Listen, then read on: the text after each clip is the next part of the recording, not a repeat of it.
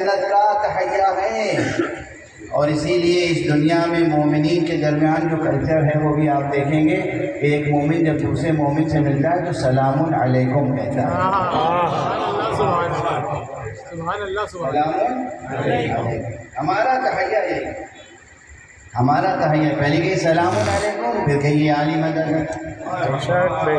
پھر وعلیکم السلام مولا علی مدد، ٹھیک ہے بھئی۔ یہ روز مرہ کی ہماری تہذیبی ثقافتی باتیں ہیں، یہ بھی اگر میں ڈسکس نہیں کروں گا تو یاد رکھیے کوئی اور نہیں کرنے والا ہے۔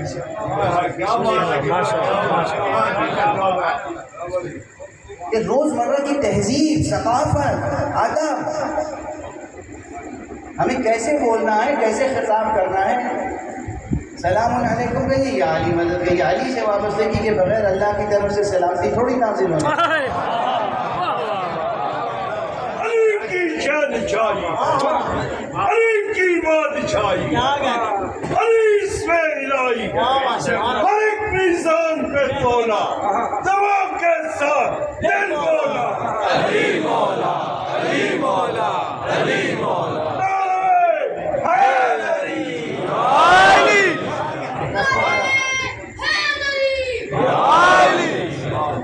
اللہ سے جو کچھ حاصل کرنا ہو وہ مولا علی سے کہہ کے حاصل کر سکتے ہیں، کیونکہ دست خدا علی ہیں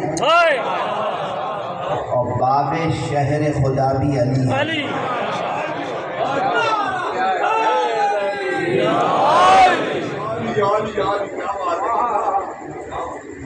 دست خدا علی، عین اللہ علی ہے، ید اللہ علی ہے، جنب اللہ علی ہے، وجہ اللہ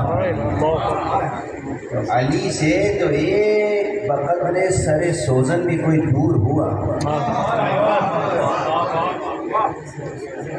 تو وہ جانے اور جہنم۔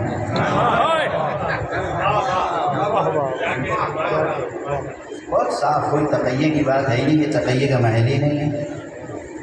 میں کہتا ہوں ہر چیز میں تقیہ کر لیجیے گا، ولایت علی کے سلسلے میں تقیہ نہ کیجیے۔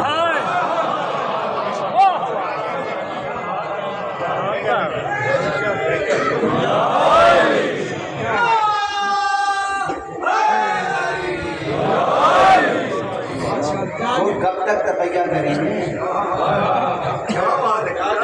کوئی تقیہ کا محل نہیں۔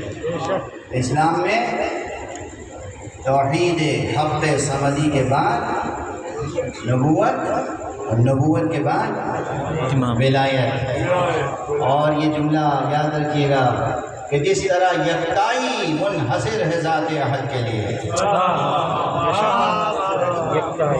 عبودیت عبودیت عبودیت عبودیت خاص ہے ذات خدا کے لیے، اسی طرح نبوت منحصر ہے ذات محمد میں اور ولایت منحصر ہے ذات علی میں۔ دم لگے، دم لگے، ہر دم لگے، اور مل کر سنے اور سن کر چلے، چل کر مرے، نعرہ حیدر علی، عبودیت بندگی عبادت اللہ کے علاوہ کسی کے لیے نہیں ہو سکتی۔ قیام ہوگا تو اللہ کے لیے، رکوع ہوگا تو اللہ کے لیے، سجدہ ہوگا تو اللہ کے لیے، نماز ہوگی تو اللہ کے لیے، عبادت ہوگی تو اللہ کے لیے۔ کسی غیر خدا کے لیے عبادت حرام ہے، عبادت خاص ہے ذات خدا کے لیے۔ کسی بھی طرح کی عبادت کسی غیر خدا کے لیے جائز نہیں۔ جو بات ہم لوگ یہاں تہذیب کا حصہ ہے، ہماری ثقافت کا حصہ ہے، ہماری طریقت کا حصہ ہے، ہمارے مسلک کا حصہ ہے، ہمارے مذہب اور دین کا حصہ ہے، اس کی ظرافت اور نزاکت نہیں سمجھ پاتے لوگ، اس لیے الجھتے ہیں۔ ہر طرح کی عبادت صرف اور صرف خدا کے لیے ہے۔ یہ اور بات ہے کہ خدا کے کہنے کی بنا پر ہی محمد اور آل محمد کی اطاعت ہی عبادت خدا ہے۔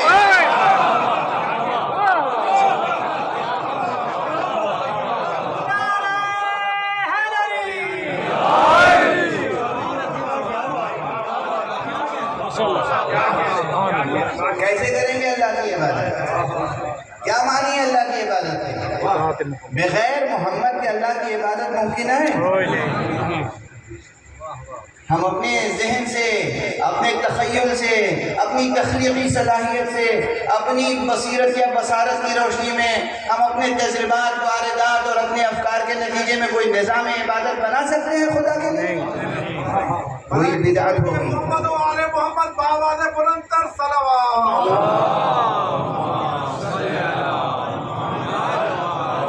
ہم نے اپنے طرف سے کوئی چیز بھی بنائی وہ ہوگی کیا؟ بدعت اور حرام۔ بدعت اور حرام، خروج از دین سے خارج ہو جائے گا۔ فسق ہے یا فسق ہے یا بدعت۔ ہم اپنی طرف سے کوئی ایک چھوٹی سی چیز بھی بنام عبادت نہیں بنا سکتے کہ جی ہم نے یہ طے کیا ہے کہ ہم اللہ کی اس طرح سے عبادت کریں گے، چاہے وہ کتنا ہی شائستہ طریقہ ہو۔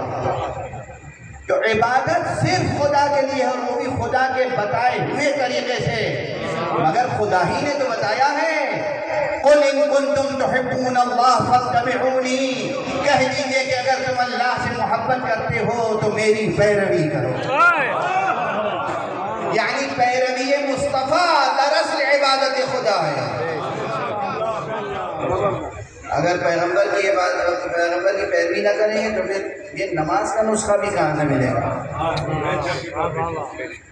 یہ نماز پڑھتے سارے مسلمان، کس نے بتایا آپ کو نماز کیسے پڑھی جاتی ہے؟ اللہ تعالیٰ تشریف لائے تھے۔ بہت سے لوگوں کا عقیدہ ہے بھائی کہ اللہ تعالیٰ ایک خوبصورت جوان کی شکل رکھتا ہے اور وہ عرش سے اترتا بھی ہے اور عرش پہ چڑھتا بھی ہے۔ ایک بہت بڑے علامہ ہیں، میں انہیں عین سے نہیں الف سے علامہ لکھتا ہوں۔ ان سے پوچھا گیا، وہ ممبر پہ تشریف فرما تھے، مشہور واقعہ، ان سے پوچھا گیا کہ اللہ تعالیٰ عرش سے کیسے اترتے ہیں اور کیسے عرش پر چڑھتے ہیں؟ وہ جلدی سے ممبر سے اترے اور پھر ممبر پہ چڑھ گئے، کہا جیسے میں اترا ہوں ویسے اللہ اترتے ہیں، جیسے میں بیٹھا ہوں ویسے تو ایسی اسلامی تہذیب و ثقافت و فکر و دینیات سے بچنے کی ضرورت ہے، ٹھیک ہے؟ اللہ تعالیٰ تشریف نہیں لائے تھے نماز سکھانے کے لیے، قیام، رکوع، سجدہ۔ کس نے سکھایا قیام، رکوع، سجدہ؟ یہ نماز سیرت مصطفیٰ کا حصہ ہے صلی اللہ علیہ وآلہ وسلم۔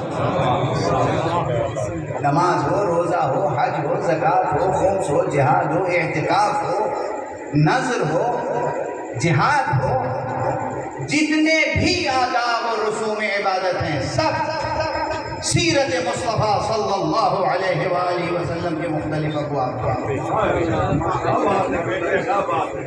ان کے طریقے کو اپناتے چلے جاؤ گے، اللہ کی عبادت کا حق ادا ہوتا چلا جائے گا۔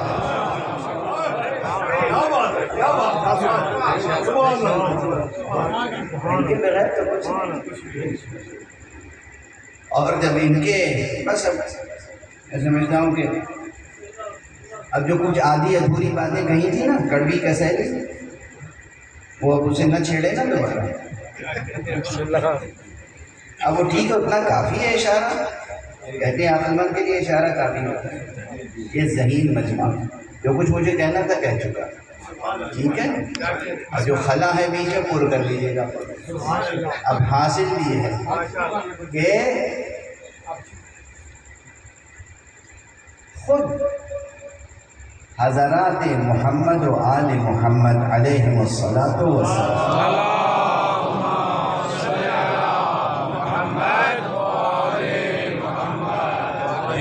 انہوں نے اللہ کی بندگی اور عبادت کر کے ہمیں سکھایا کہ اللہ کی عبادت و بندگی کیسے ہوتی ہے۔ اسی لیے ان کا عمل ہے حجت۔ اب اسے ادبی تعبیر میں اگر میں کہہ دوں کہ جی ہم اللہ کی کیا بندگی کریں گے، ہم تو محمد اور آل محمد کی بندگی کے لیے پیدا ہوئے ہیں۔ لوگ کہتے ہیں شرک کر دیا، دیکھا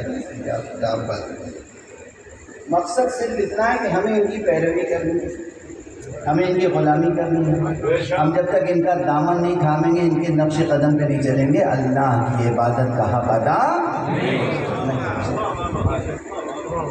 مفہوم بہت واضح ہے، مفہوم بہت واضح ہے، ہمیں یقیناً ان کی پیروی کرنی ہے ہر کام میں۔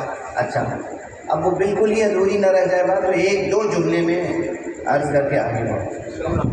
میں نے ایک جملہ کہا تھا نا کہ نظر و نیاز کی بھی بات ہوئی اور سلام کی بھی بات ہوئی، بہت سی باتیں ہو گئیں، بہت سی ڈائریکٹ میتھڈ میں ہوئی اور بعض باتیں بین السطور ہیں انڈائریکٹ میتھڈ میں، اس وقت اور کرتے رہیے گا۔ میں نے کہا تھا وہ جان آخری ہیں، اس کی بارگاہ میں نظر کرنا ہو تو نظر جان نقد جان پیش۔